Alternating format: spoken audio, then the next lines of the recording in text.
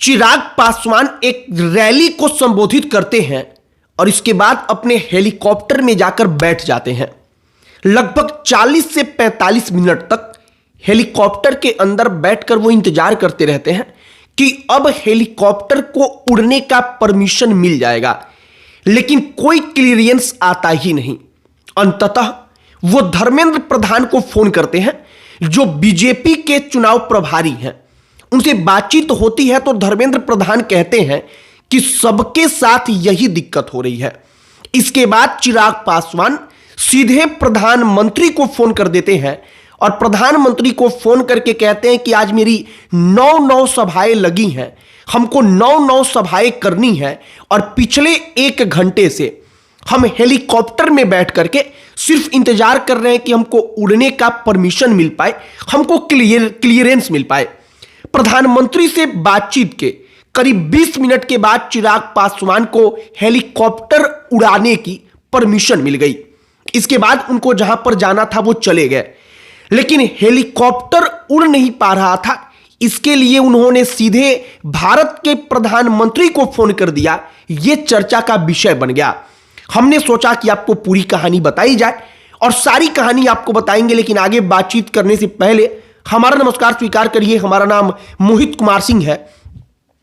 सबसे पहले कहानी बेतिया की है, आप वहां के बारे में जानिए। चिराग पासवान वहां पर चुनाव प्रचार करने गए थे। अब चूंकि यह दिक्कत आई क्यों, इसे समझने के लिए हमें यह जानना होगा कि जो एयर ट्रैफिक कंट्रोल होता है वो एटीसी पूरा का पूरा डाउन था। जब एटीसी डाउन था, लिहाजा बताया गया कि उसका ऑटोमेटेड सिस्टम जो होता है, जो इस बात के लिए परमिशन देता है और सिग्नल्स देता है कि किसकी उड़ान कब होनी है, वो दिल्ली एयरपोर्ट पर भी फेल था।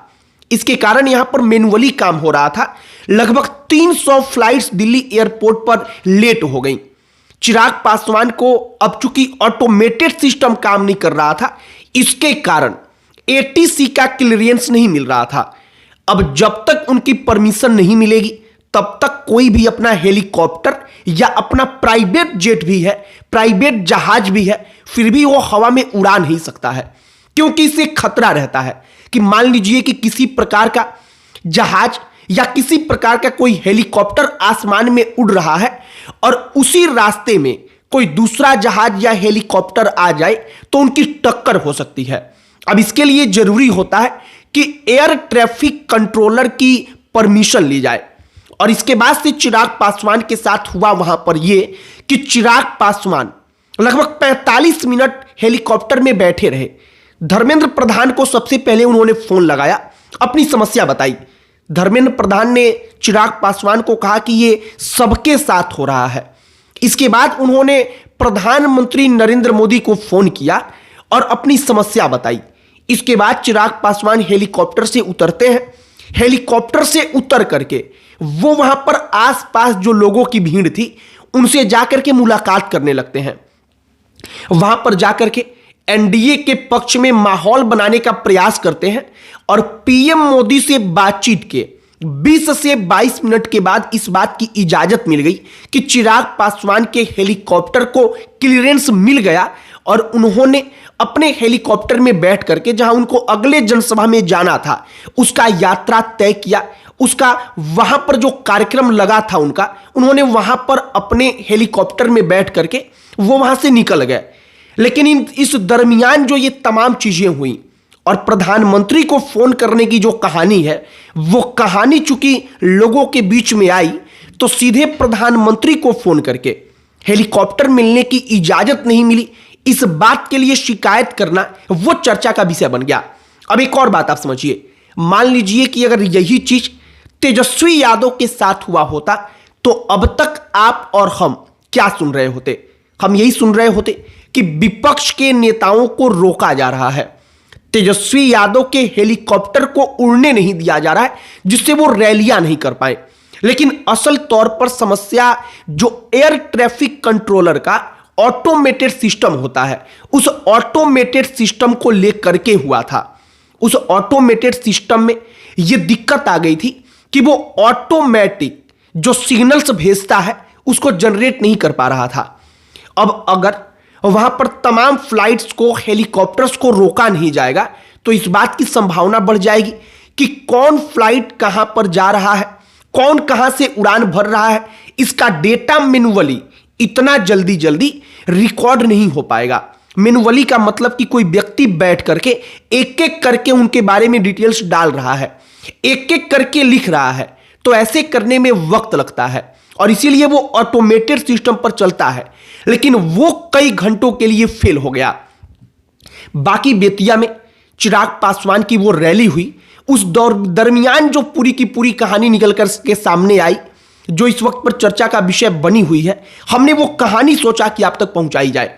अब दूसरी बात कि क्या वाकई में चिराग पासवान का जो असर है कि चिराग पासवान के कहीं जाने से वहां के वोटिंग पैटर्न पर प्रभाव पड़ रहा है, हमने इसके बारे में भी जरा छानबीन किया। एक बात तो सच है कि चिराग पासवान की लोकप्रियता ना सिर्फ दलितों में बल्कि चिराग की लोकप्रियता हर बिरादरी में है और चिराग पासवान की लोकप्रियता का फायदा भारतीय जनता पार्टी और जनता दल यूनाइटेड को मिल रहा है। लेकिन एक बात और है, कुछ जगहों पर यह कहा जा रहा है कि जेडीयू और एलजेपीआर, लोक जनशक्ति पार्टी रामविलास के जो कार्यकर्ता हैं, इनके बीच सामंजस्य उस तरीके का नहीं है। चूंकि आपको याद होगा कि नीतीश कुमार छठ मनाने के लिए चिराग पासवान के घर पर चले गए थे। यह सब कुछ इसी स्ट्रेटजी का हिस्सा था कि चिराग पासवान के घर नीतीश कुमार जाएंगे तो जेडीयू के कार्यकर्ताओं के मन में चिराग पासवान को लेकर के जो जरा सा भी भ्रम की स्थिति होगी वो दूर होगा। दोनों आपस में मिलेंगे तो मजबूती से चुनाव लड़ा जाएगा। वो मैसेज भेजा गया, वो संदेश उस वक्त पर भेजा गया, निश्चित तौर पर उसका असर पड़ा। लेकिन अब भी कुछ जगहों पर यह कहा जा रहा है कि नीतीश कुमार की पार्टी के कार्यकर्ता और चिराग पासवान की पार्टी के कार्यकर्ता उस स्तर पर एक बराबर मिलजुल करके काम नहीं कर पा रहे हैं। बाकी जो पूरी की पूरी कहानी बेतिया में हुई, प्रधानमंत्री को डायरेक्टली फोन कर देने की पूरी कहानी निकलकर सामने आई, हमने आपको वो बताया है। आपकी प्रतिक्रिया इस पर क्या है, कमेंट बॉक्स में लिखकर बताइएगा। अन्य कोई टॉपिक जिस पर आप चाहते हो कि हम वीडियो बनाएं, उस पर चर्चा करें, बातचीत करें, उसे भी कमेंट बॉक्स में लिखकर बताइएगा। हमारा पूरा प्रयास होगा कि हम उस टॉपिक पर भी वीडियो बनाएं। बाकी इस वीडियो को यहीं पर समाप्त करते हैं। अंत में हमारा परिचय, हमारा नाम मोहित कुमार सिंह है। बहुत बहुत धन्यवाद।